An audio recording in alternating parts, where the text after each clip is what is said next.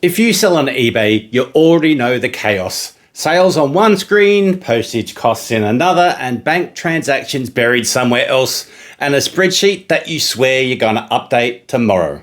Trying to see your real profit across the year? Forget about it. You're buried in spreadsheets, eBay and AusPost dashboards, fees, and mysterious expenses.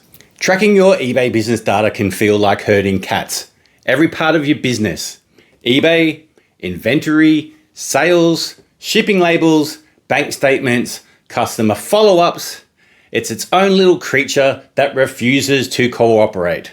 Most people just sweep this stuff under the carpet, while sourcing, listing, packing, shipping, all the tangible, urgent work takes priority. But if you don't have your system sorted, if you don't actually know what your bottom line is, it'll come back to bite you.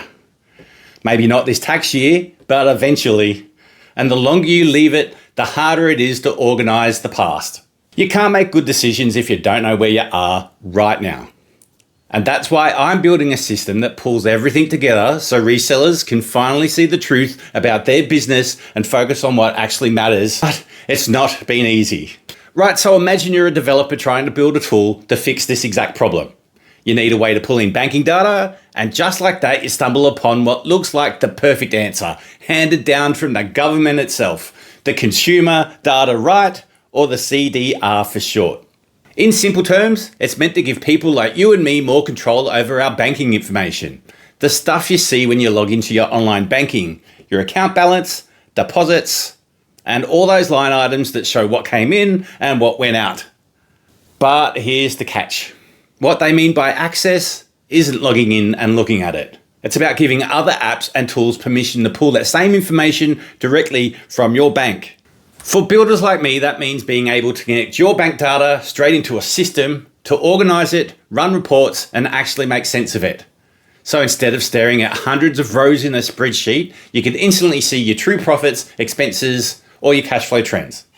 At least that's what I thought I'd found. A way to automatically pull in my own banking data to power my accounting tool. It sounded perfect. But when I tried to use it, things didn't quite go how I'd hoped. Okay, now this is where it gets really interesting. Look at the official wording here. It says, CDR gives you more control, enabling you to access and share your data. Now look at that word, access. It sounds amazing, doesn't it? It sounds like you can finally get your hands on your own financial information and use it however you want. Suck it in, review it, analyze it, make decisions. But you knew there was a but coming, right? Here's the big twist. When I actually tried to use this system to get the access that I was promised, I slammed right into a brick wall. Because it turns out that access doesn't mean what you and I would think it means. Under the system, you can't actually do any of the things that you'd expect. You can't just go and get an API key for your own bank account to build a personal project. You can't write a little script to pull your own transaction history.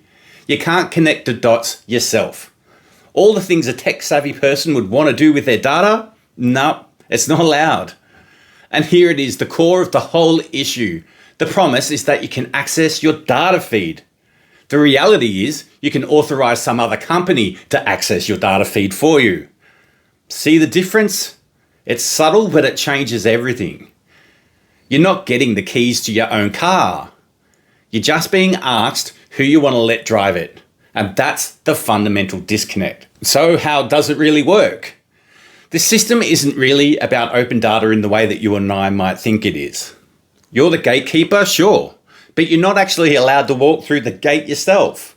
So the big question is, if you don't get direct access to your data, then who does? So there are 3 layers. As it turns out, this whole system created a brand new industry of companies that basically live between you and your own information.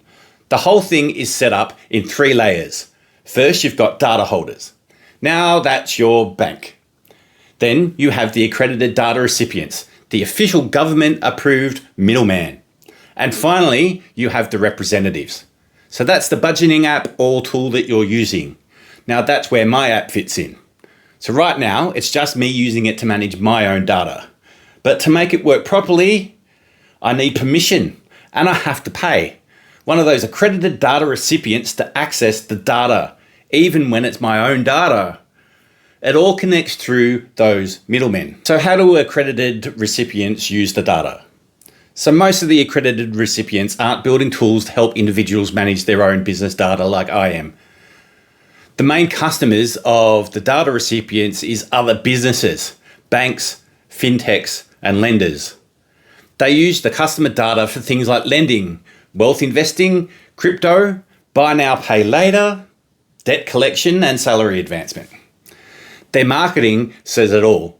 Look at this. With access to information including accounts and transactions through open banking, get the most complete picture of your end users and launch your application. That's not that consumers can access their data, that's businesses with your consent can access your data. So where do you fit in? That's a fair question, isn't it? When you look at this chain, the bank, the middleman, the app, you have to wonder, where are you in all of this? It's your data after all. And here's the answer. Your main role, your big part to play in this whole data sharing dance isn't to get the data. It's to look at a consent screen and click approve. That's it. You're the permission slip.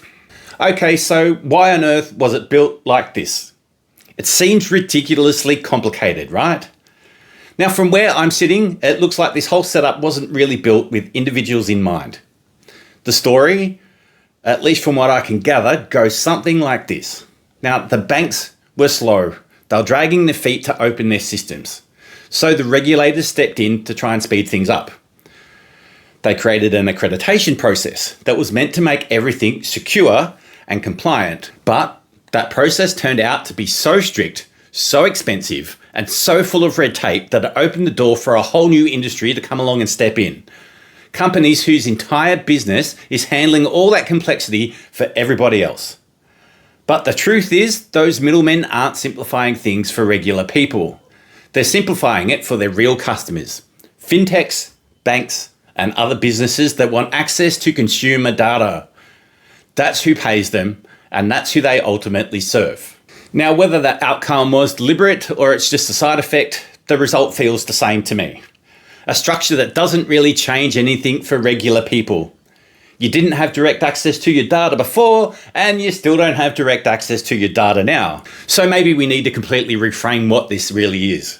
The consumer data right isn't a right for you to get your data. It's a system that lets one business pay another business for access to your data, all with your one-click permission. So here's my more honest definition. The consumer data right is a framework that gives you a button to press which allows pre-approved companies to look at your information. It's a consent framework, not a data access right. Now look, this doesn't mean that the whole idea is terrible. A secure, standardized way to share financial data is a good goal. But the way it's been built, it's just totally misaligned with what people think access really means. It empowers big companies, but it leaves individuals, the ones who just want to build something cool or manage their own stuff, way out in the cold. And that leaves us with a bigger question to chew on. In this digital world, we are constantly being asked to give our consent for stuff. But is simply being able to click yes really the same thing as having genuine control? It's something to think about. So that's where I'm at. Still building and still figuring it all out, one wall at a time. The consumer data right was supposed to make access simple, but like most things, it's turned into another maze that you need to navigate. And that's fine, I'm going to keep going, because for resellers like us, this stuff matters. Having clear, simple systems that actually work really matters. If you've been following this story and you want to see where it goes next, come hang out on my YouTube or my Facebook page. That's where I'm sharing the build, the wins, and the screw-ups along the way. Thanks for watching.